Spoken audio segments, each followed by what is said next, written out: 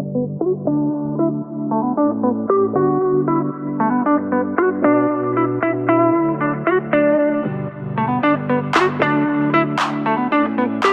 right, well, welcome back to Laurie's Stories. I am thrilled today to have a guest on the show with me. So everybody welcome Wendy. She's my friend from church, and I'm so blessed to have you here, Wendy, today. Thank you. I'm very honored to be here. Yeah, I am so excited to hear more of your story. I've heard bits and pieces of it, but now today Wendy's going to share her story, and I just know that so many women will find hope and encouragement. And like we were sharing a little bit earlier, I want women to be able to say, if she could do that, so can I, because that's the power of a testimony. And that's why we share our testimony, right? Right. It's not because it's always fun or just because we want to, but it's the power of testimony. Right. The word speaks about that, how powerful that is. So thank you for being willing to do that. Yeah, you know? thank you. You're welcome. It's wonderful. And I will just introduce you a little bit. You are my friend from church. Yes.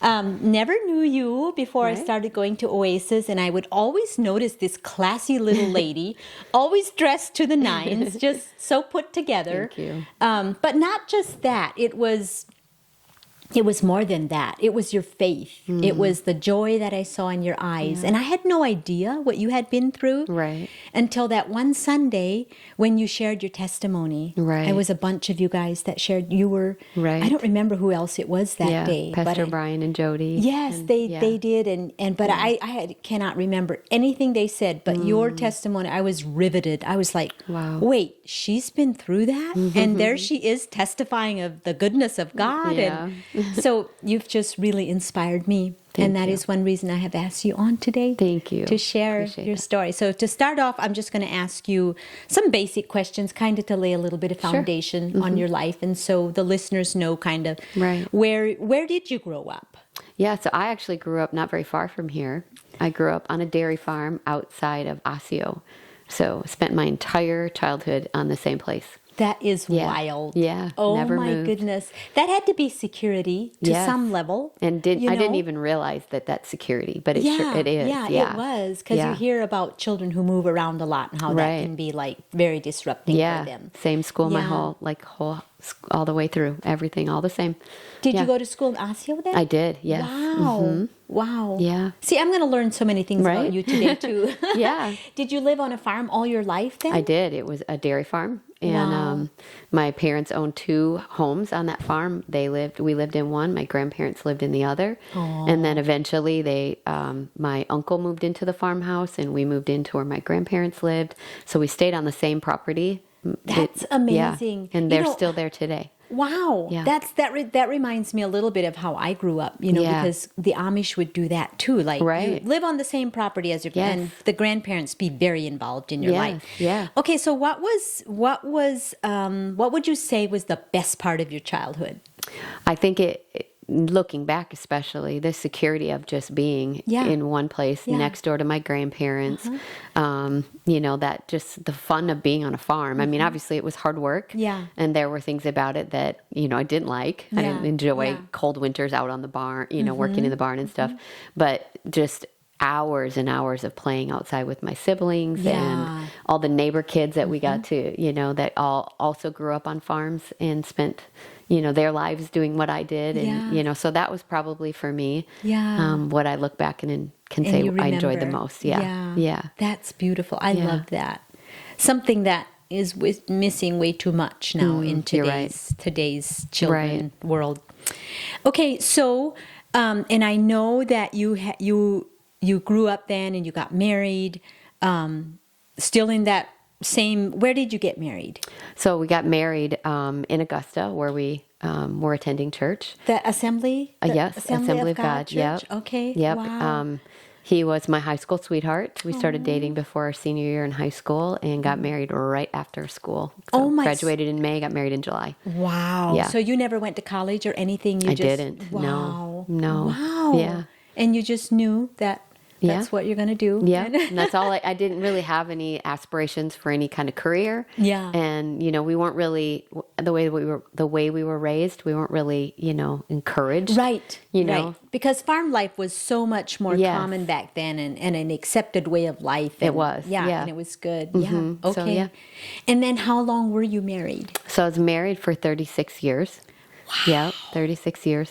And we had 2 daughters. Is amazing. Yeah. 36 years. I mean, that's not that far from 40 years. I know. You don't look like it.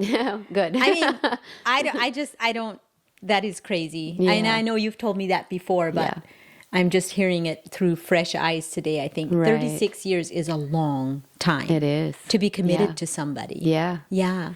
And how many children did you guys have together? 2 girls, 2 daughters, Amanda and Jenna. Yeah. Okay. And how old are they today? So today Jenna just turned 32, and she's married, and they have a son and a little daughter on the way. Aww. So she's due. And then Amanda, she's my older daughter. She is 33, about almost 34. And she's also married, and they have 2 sons.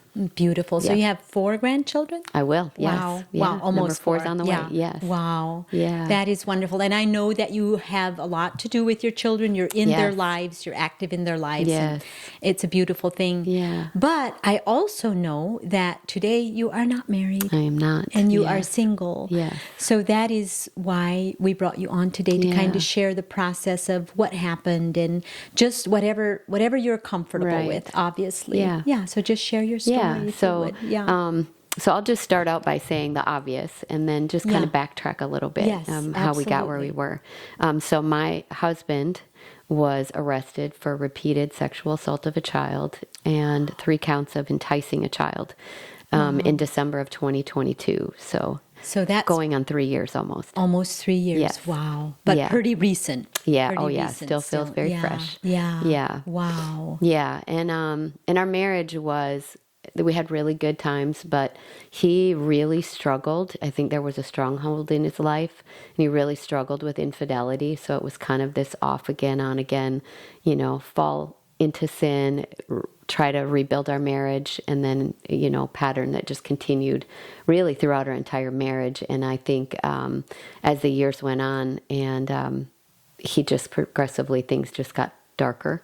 And so about 2 years before the arrest, I had this awareness that something was wrong. And he had started a friendship with a neighbor at a home that we were remodeling. We didn't live there, but he would go and work. And it was a single mom and a daughter. And the Lord, my relationship with the Lord's very important to me. So I had this sense in my spirit that something wasn't right in this relationship, wasn't going to be healthy. And shared that with him. You did. You were able to share that with him. Okay. Yeah. And he didn't see what I saw, and therefore didn't take the warning. And so over the course of these 2 years, I witnessed my husband drifting farther from me and our family and closer to this mother and her daughter. And we had multiple conversations about it. It wasn't like I just watched it and didn't do anything. Yeah. But it just progressively was getting worse. And so about 3 months prior to his arrest, I was on my way home from work, and I said to the Lord, is this going to end badly? Because I just, I was seeing feeling. Oh yeah. And I was seeing all the signs. I didn't have any actual physical evidence, but I just was seeing all these signs. And so I heard the Lord speak. It almost felt audible to me. He said, yes, but I will be with you. Oh, wow. Yeah. And then I felt that he asked me this question in my spirit, am I enough? Oh, and Wendy. And of course, in the moment, I'm like, yes, because, before it actually all fell apart, I felt like, I can do this, whatever it is, I'm going to be okay. And so I drove home that day, and my first reaction is I got in my house, and I just said to the Lord, I hear you and I trust you, but until I see the evidence, I'm going to keep fighting. Wow. And so I kept praying and believing. And then at the beginning of November, we went to a Bible study that we had been going to together at a friend's house. And in that moment, I heard a conversation with the host, the friend of mine, and another lady asking her where this woman was that lived in her guest home. and they had this cute little guest home on their property, and a lady had been living there, and when her answer back was, "Oh, she just got her own place. She just moved." I heard the same voice that I heard before say to me, "You're going to live there." Oh my goodness. I'm still with my husband. We're there together, and I'm waiting for whatever the Lord says is coming, but I don't know what that's going to look like. And so, so I thought, okay, Lord, is this you? I'm processing this in my brain while I'm surrounded by people. And, wow. So isn't that so kind of him to prepare you like he that was, gently? yes. And for you to be sensitive to hear his voice is huge too. Yes. Yeah. And I'm so grateful for it because, it's already a shock to happen. But yes, to at least have some, preparation wow. from the Lord was very helpful very to helpful because you can go back there and you can remind yourself of those. Absolutely. times. And they stand out in my mind more vivid than some of the other things that happened throughout that. It's very vivid to me. Wow. Right. That history with God, I call it. Oh, yeah. That history with God, when we have that, it's like we can almost go through anything. Yes. Right? Absolutely. Yeah. Mm-hmm. Okay, so you heard that voice again. Yeah. And that's where you live now, right? It is. Oh my goodness. Yes. In that cute little house with a beautiful view. Yes, it's amazing. Yeah. Yeah. Okay. Yeah. So so then a few weeks later was Thanksgiving, and we were driving past that house again because going to my brother's. He lives not very far from there, and I heard it again. I heard the Lord say the same thing, and I'm in the car with my husband, and I'm actually looking across him to this house. He's driving, and I'm thinking, is this, like my mind is, racing really because I'm like, can he hear it? Can he see it? But, So we go to Thanksgiving, and he was at a place in this relationship where he was on the phone with the daughter all the time. She was calling, she was texting, he was answering, and he wasn't concerned with how it was making me feel. So even on Thanksgiving Day, that was happening. Oh, man. And we left there, and that week was a really tense week because he was on the phone with this girl. I just felt I needed to at least do something. So I reached out to her mother and sent a text message, and I was very gracious. I was very careful with my words, but I just said, something's not right. Something feels off to me. Mm-hmm. This is affecting my family and my marriage. I think you need to check her phone, and I think it'd be wise if you would just pull her back. Yeah. And that. May I ask how old was the daughter? Because obviously she had a phone. So So she was old enough to have a phone. So how old? She was about 8 when we met her. She was about 10 when I saw things not right, and 12 when he was arrested. Wow. Yeah. Wow. That's just so. That's a child, right? A child. That's a child. Yes. Yeah. Should have never had a phone. At that age, probably. Maybe not, right. Yeah, right. Yeah. But anyway, that wasn't the issue, right? Right, So, Okay. Yeah, so that week was just a very hard week. How did the mom respond? She actually never responded to me. She never responded to you? But I found out later that she had messaged my husband and said, stay away from our home. We can't talk to you anymore. And that triggered for him, obviously, what's wrong. So he went there and had a conversation and found out that it was because of my message, which made him angry. And did he confront you at that point then? He didn't say a word to me. He came home that day, which was a Monday, barely spoke to me, changed his clothes, left, went over to that house to work. Did the same thing the next day and the next day. And so Thursday morning that week, I texted him at work, and I just said, I'm not okay with this. I don't know why you're not speaking to me. I don't know what's wrong, but you have to talk to me. And if you're not going to talk to me, then I can't do this anymore. And the one thing that I noticed with him over the years was as long as I stayed, there was security for him. Of course. Whenever he felt like I was about to leave, then I felt like his attention turned to me, and he would be sorry. And I do want to say, I do think there was a side of him that didn't want to be this person. Of course. I think there was a stronghold that he couldn't win the war for. But I noticed that's then once he realized I'm about to leave, then he turned his attention back to me. But he did say that night, Thursday night, he said, I'm going to talk to her, and you're going to be okay with it. And wow. yeah, so he was very defiant in that way, very calm, but very defiant. And it was the next morning where everything broke loose. Wow. So yeah. So he went to work Friday morning, and my oldest daughter, Amanda, came over to my house, which wasn't a shock to me that she would pop in.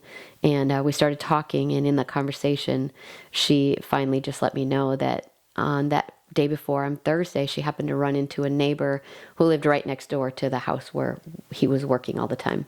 And he let Amanda know that he had seen some things that were wrong, that weren't healthy, that he knew something wasn't right between him, my husband, Wow. her dad, and this child, and encouraged her to go to the police station.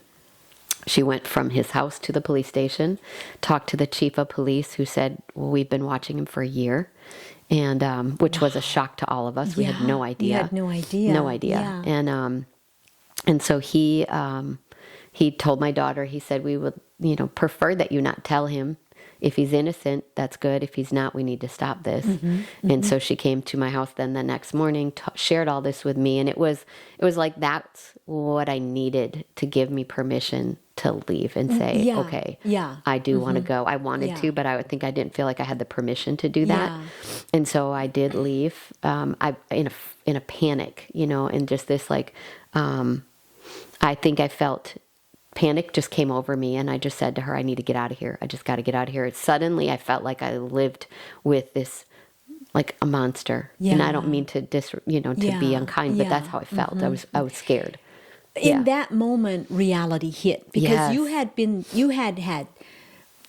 now this was, let me just, for our listeners, you have to realize you knew for a long time something wasn't right. Yes. And you couldn't put your finger on it quite. And it was always like, then he would turn his attention back to you. Right. Which is, in a good situation, that's repentance. Right. But it can also be a form of manipulation. Absolutely. Because he just wanted you to stay. He wanted you, but his addiction was greater than, so, so this, all of a sudden, this was like a light bulb moment for you. Everything, this is not good. Right. What you had, been fighting for weeks, right. or, off and on your whole marriage, I guess, right? Yeah.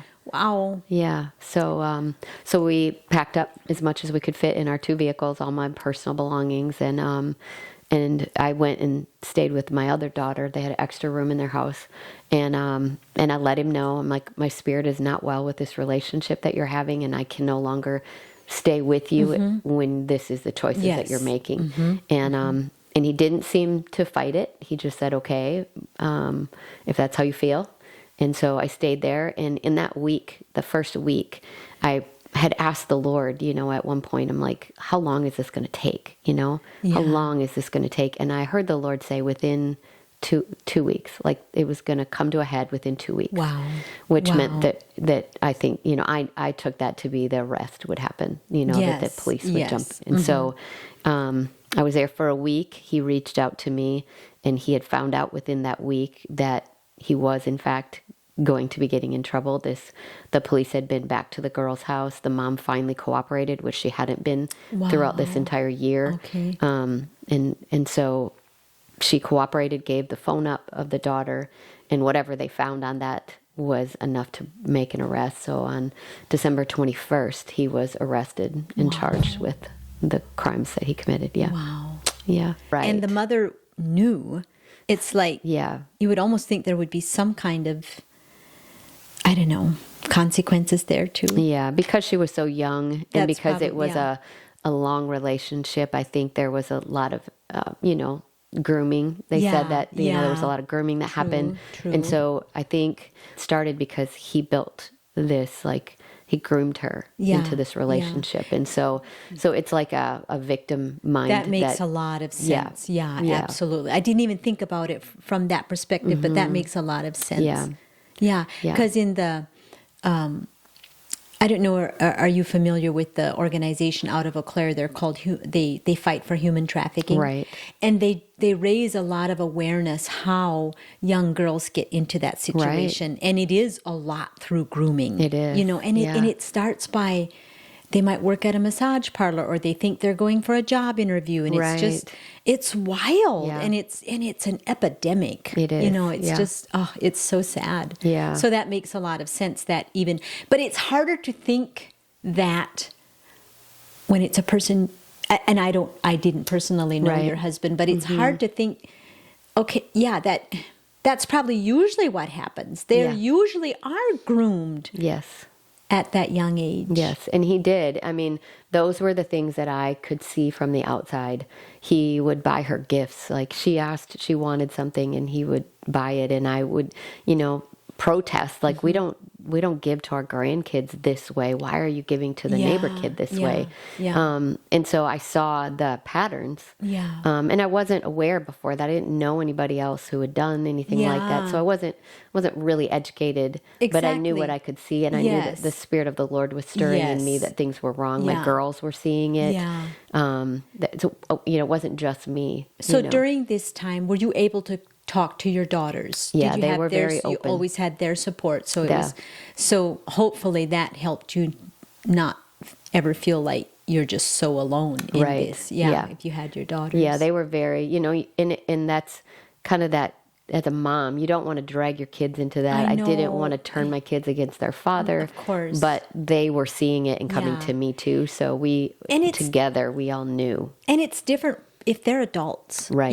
then they deserve, I feel like, to know Absolutely. what's going on with, with their father. So I think Yeah. that was wise on your part. Yeah. And then, okay, so that was, you moved out on a Friday, went to one of your daughters. Yeah. And then in that 2 weeks then, he was arrested. Yeah, it was so I had prayed that prayer probably a week after I was there. And Okay, then it was okay. 13 days later he was arrested. Wow. So he was arrested right before Christmas. He got out 2 days before Christmas. So then it hit the news and it was all over like Facebook. And so I had people just like that right before Yeah. Christmas. My phone was blowing up with people messaging me, mostly disbelief, because the thing about him is that side of him that wasn't in that world, he was Yes. very charismatic. Yeah. People loved him. Loved him. He was Yeah. really good at making friends Yeah. and really good at conversation. He had been in ministry years before, but they had pulled away from all of that. Wow. I had been in ministry for 15 years as a youth pastor. And so we were very involved in our church Yeah. over our lifetime. Yes. And nobody that heard about this and knew him believed that it was true. They actually all thought that he was being lied about. And so Seriously. yeah. So they reached out to you, and then you had to. Yeah. Oh yeah. man, that had to be rough. We fielded a lot of phone calls, and I believe that. yeah, Wow. it was Yeah. it was a dark season for sure. Yeah. That probably was not the happiest Christmas that you've ever had. It was very painful. Yeah. What did you do that Christmas? Did you So, get together with your daughters? We and did, because you did? we have the kids, the grandkids, and I think my girls didn't really feel like it either, but we Yeah. You had needed the to be grandkids. together again, right? Absolutely. And we Yeah. spent a lot of time together as a Yeah. family, but we changed everything. I just said, I don't want to do anything like we've ever done it before. Let's do a Christmas breakfast instead of like Christmas Eve is what we would typically do, Sure. and then or dinner Christmas afternoon. But and so my son-in-laws, they're amazing young men. They cooked breakfast, and they really were that day. They stepped up. Oh yeah. They stepped up and pampered you and your daughters. How beautiful. Yeah, Aw.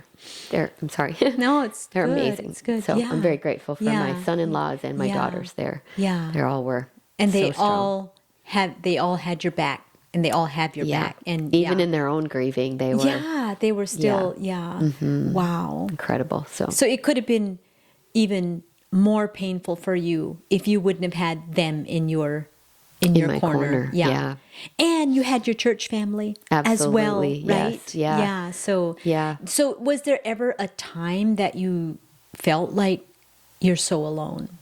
I'm sure you still had moments. oh yeah, and I Yeah. still do. And you still do. Yeah, Yeah. I went from living with my parents to being married and living with my husband, Yeah. and and I had, like, I think what most women have, that just fairy tale idea that this is going to be my whole life. I Yeah. homeschooled my Yeah. girls most of their, all the way up until like high school.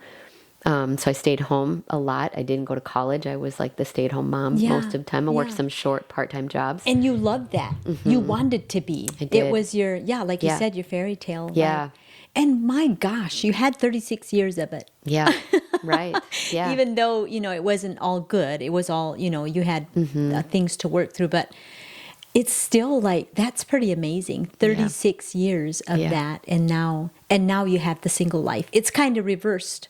Yeah. Normally you're single first and then you're married. So, It's been challenging, grieving what happened. I feel like there was a moment when he was still in that house where we had been living together, and he knew what was happening, so he called me to he wanted to tell me, I know I'm in trouble, and I think he was trying to help me a little bit, and he had laid out all the stuff. He asked me to come over and talk, and I reluctantly did, and he had said to me, I know I'm going to be getting in trouble. This girl had reached out to him through another phone to let him know the police have been at my house. They have my phone. You're about to go to jail. Wow. And I think, sadly, she was enjoying the chaos of all of it and the attention of all of it. And I think, again, not to blame her in any way. I think that's just that really twisted victim thing that happened. Yeah. Because think about it. A girl like that, to even be susceptible, there had to be a big void in her life. Like, what was she looking for? Right. She Obviously, had no dad in her life. Yeah. So see, the just those deep childhood voids can make children do crazy things. Yes. Yeah. Is there anything more you wanted to share around that, the story, before we move on to a few other questions? Yeah. I think the only other thing that I would say is the day that I had gone to his house or to our house where he still was, and to talk, he was leaving. That was the day where we discussed kind of the practical things, like, I need to pack up this house and leave. We'd only lived there 2 months, and now we had to pack up and I had to move out. Wow. I had expressed, like, I don't want you to be here when that's happening, so I need you to leave. So he decided to go to his mom's and stay with them. And I just remember that day, I think that it was like my brain got fractured in that moment, and I was seeing two people. I was seeing this man who I know did something very terrible, and then I was seeing this man on the other side of my brain that I looked to for comfort and strength as my husband. And so there was that part of me that I'm standing in front of him, looking for something in him that's going to tell me I'm going to be okay. Yeah. And it was gone. It wasn't there. Wow. And so I remember him leaving, and it was like he wasn't the same person. In a week, it looked like he aged 10 years. Man. And you could see fear in his eyes and this bewilderment and kind of this wild-eyed look in his face. Goodness. And I realized in that moment this was not my husband anymore. And watched him drive away and just collapsed on the floor. And I don't know how long I sat there, but eventually got back up, and I called my sister, who I had like, she's my play-by-play. Yeah. And she knew everything that was going on throughout my whole marriage. And she was like the one person I told everything to. And she was about 2 hours away and showed up at my house. Wow. And, and then those few days are kind of a blur to me of the way things all played out. But sounds to me like that's when you actually hit rock bottom. Oh, yeah. Yeah. That was the moment. When you could not find him in his face anymore, in the eyes, that is very, I can only imagine the pain of that moment. And that was probably when I felt the loneliest in that moment. Yeah. I knew the Lord was with me, and I relied on him through it all. But of course, but yeah, that was like the breaking point. Yes. The breaking point of the marriage, of your, the reality of, and to see it in his face too, because always before he was still able to, kind of tell you how it's going to be or what it's going to be, and sometimes we get comfort from that. Even if we know strange way. In a very sometimes twisted way, even like we know that.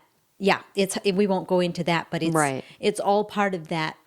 as women, we so desperately long for that security, right? And sometimes we take it no matter where it comes from, right? Much like the girl he was in a relationship with, comes out of her. Let's not, and you don't, I think you're so respectful, but I hate when people get so like down on people like that. It's like, well, look at the wound.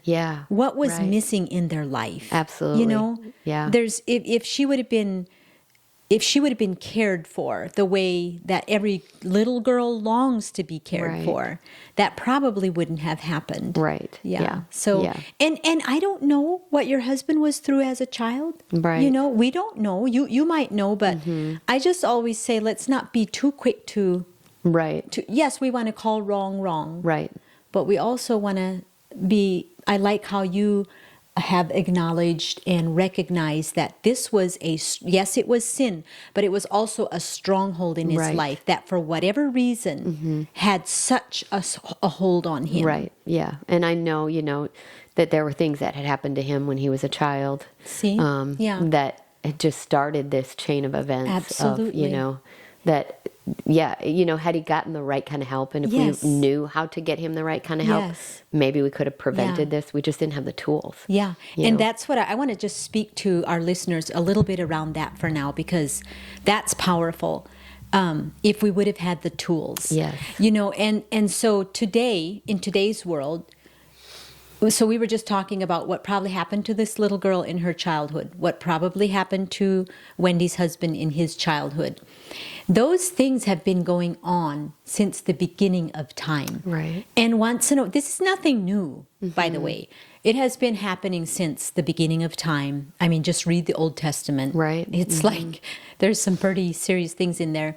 But what happened when Jesus came, we now have the authority. When we see that in our family line, we have the authority and the power to say, this is where it ends. This will not be passed further. It stops with me. But often people don't know they have the authority to do that, or they don't have the tools, like you were saying. So I just, it's so empowering when you can realize that. So I don't know what's going on in your life. I don't know what's going on in your family history or your family line, but just know that you have the power to say, this is where it ends. This does not have to be passed on to my children. Speak up like Wendy did. Call it out. Don't just hunker down and cover when you know something's going on. I just commend you so much for doing that, because a lot of women would probably not even have had the courage to do that, you know, and just stay safe and stay hunkered down. So anyway, just I wanted to just encourage people with that we have the tools now, because people talk about things today that they didn't talk about years ago. You're right. Yeah, and now in the church that we attend, that's where the place where I was like, I realized there are things I can do. That we could have done. Obviously, he had to be willing. And that was, and who knows if it would have been right. Because I did ask the Lord one question. I never felt like God caused these to I don't believe that God is the author of evil. No, and never. He didn't cause this. But one of the big questions that people ask when something bad happens is, why didn't God stop it? And so I'd asked the Lord this one question. I said, I prayed. We went through some really difficult things with our girls too before that. And I prayed. So I learned how to pray and fight for my family. And I was so spiritually fighting for him. So I said, Lord, why didn't you answer my prayers? And I heard the Lord very clearly say to me, I heard every prayer. I counted every tear. Wow. And I had this vision in that moment of this wooden bowl in heaven, and that he was collecting all my prayers and my tears were going in there. But he said this, and this is so key, but he wasn't willing. And it was in that moment I realized, like, you have to be willing. Our prayers are powerful. Absolutely. But my prayers cannot overpower your free will. God, exactly. That's what I was going to say. Free will still it still has its place. Still has it's its given place. to us. And it's a risk God took. It is. When he provided freedom, Right. he knew Yes. some people aren't going to choose it and it's going to be abused, but Right. he still gave us free Right. will. And so it was in that moment that I just had peace, and I knew that God had, heard my cries. Yes. I knew that he just wasn't willing to make a change in his life, and his free will just bled all over the rest of us. Absolutely. Yeah. And I've told women this many times. The only person you can change is yourself. Right. You cannot change your partner. Right. You can pray like Right. you did, and then the results are up to them.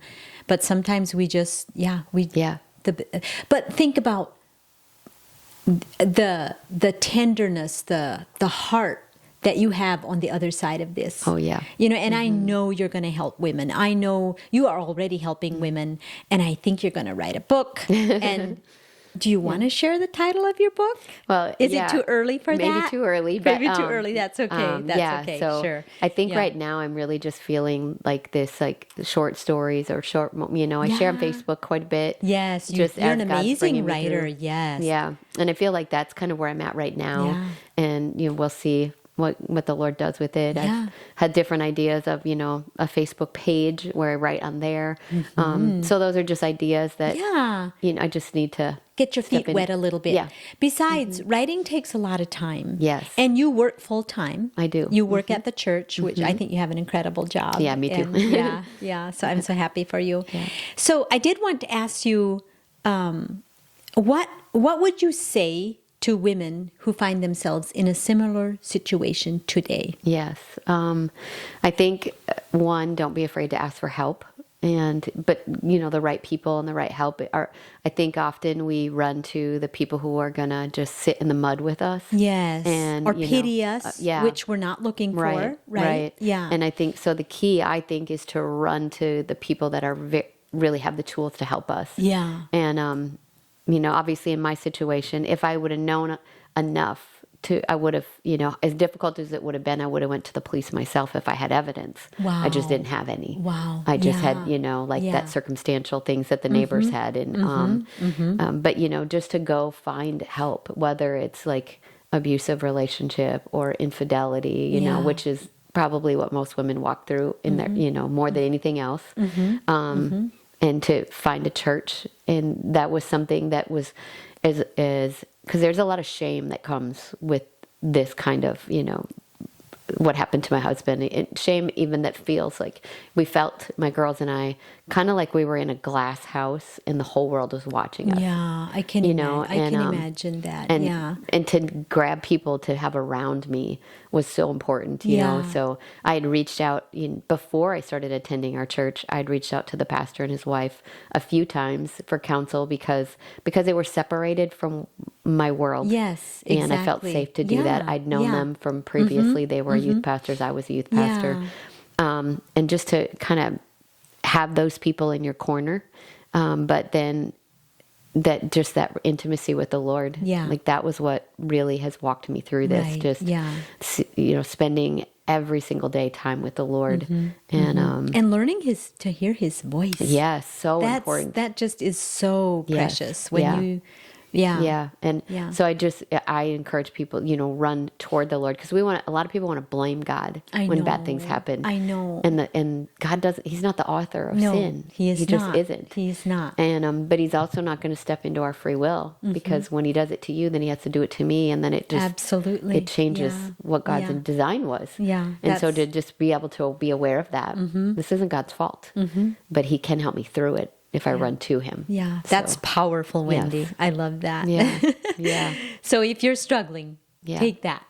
Yes. Take that to heart and practice hearing the voice of God. And you might say, well, how do I do that? How do I know, One way I like to really break it down is like, again, if you're saved, you have the mind of Christ. Right. So we can trust. And I always say, too, that God's voice is still small. Yes. So if it's condemning and loud, it's not from God. Right. But if it's comforting and sometimes convicting, but even conviction doesn't feel like condemnation. It's not the same. Yeah, conviction makes you feel hopeful. Oh, yeah, I see that. I can do that. I'm sorry. I want to change. Condemnation is like, oh, you feel heavy and condemned and shame, which I have not seen you carry any shame, which I think is incredible and part of your testimony too. You are not accepting shame from that situation. It is not yours to carry. It is not on you.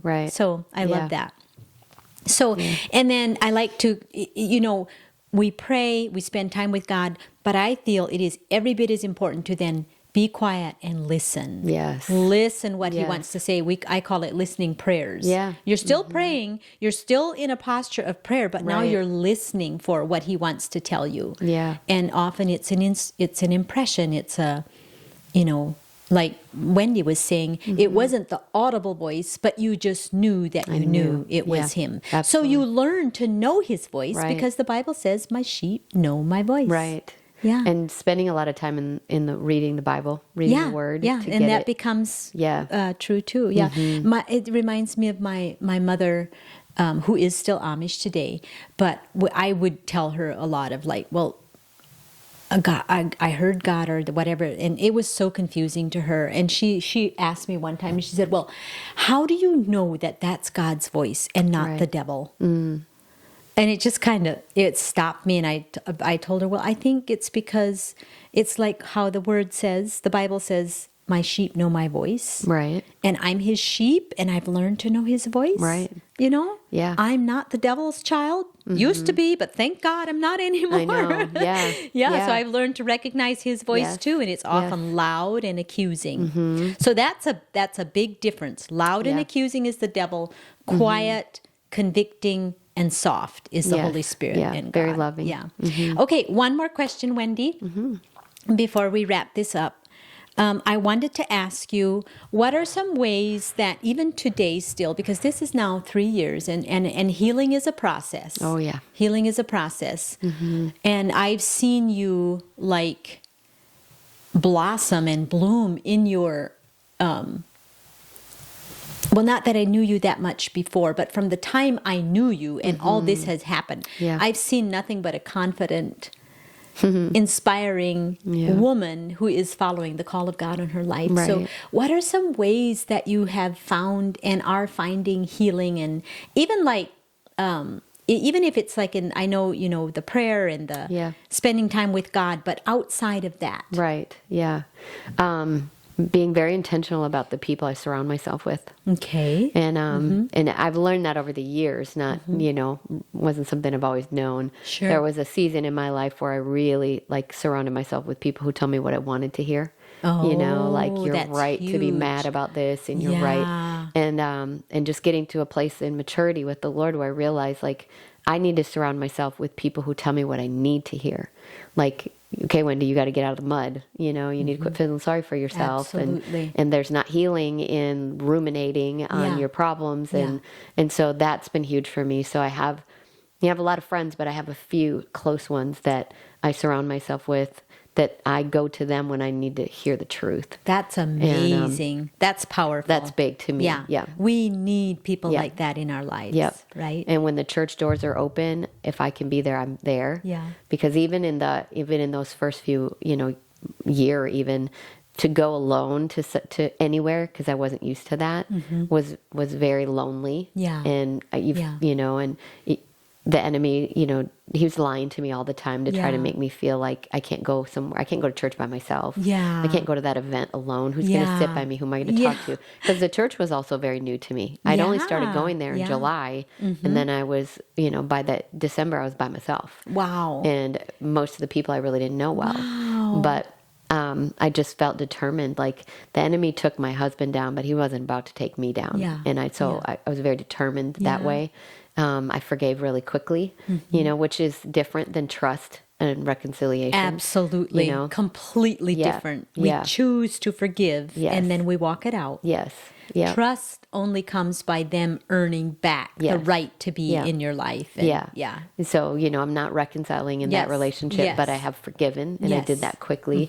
But I showed up to everything that the church was doing, even alone, even afraid, even lonely. I just showed up because that I knew that that's where I needed to be if I was ever going to get to where I am today, you know, where I feel like I'm finally standing on my own 2 feet. And there's still fears I have, you know. I didn't go to college, so I don't have a degree, you know, so it's different to be a 1-income family now versus the 2 that I had before. And so there's still things I'm working through, and still things I'm working, you know, that are struggles, but God. I just stay close, and He provided for me. Like, that's a whole other testimony, the ways that the Lord just, my daughter was getting married in that season, my younger daughter, and, you know, where the bride's family takes care of these things, right? And I'm like, how am I going to provide for this wedding? And God just kept showing up. Oh my goodness. And, you know, people would reach out to me and say, I feel like the Lord told me to give you this money. Goodness. And it was what I needed in the moment to do what I needed. So, yeah. Just more testimonies. More so many. But all of that came because I chose to stay close to the Lord and not do it on my own. You are truly an example of having become better instead of bitter. You know, and there's this saying that I love, and it says, what happens, how you respond to what happens to you is almost always, how does it go now? It's more important.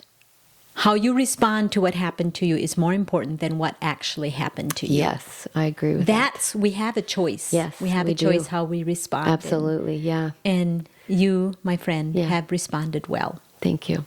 And I'm so proud of you. And I'm just blessed to know you and be your friend. And I'm grateful for you. You've been a great counsel and friend, and helped me, you know, just given me tools as well, you know, so I'm grateful to you for that as well. It's easy and fun with a receptive heart like yours. Yeah, thank you.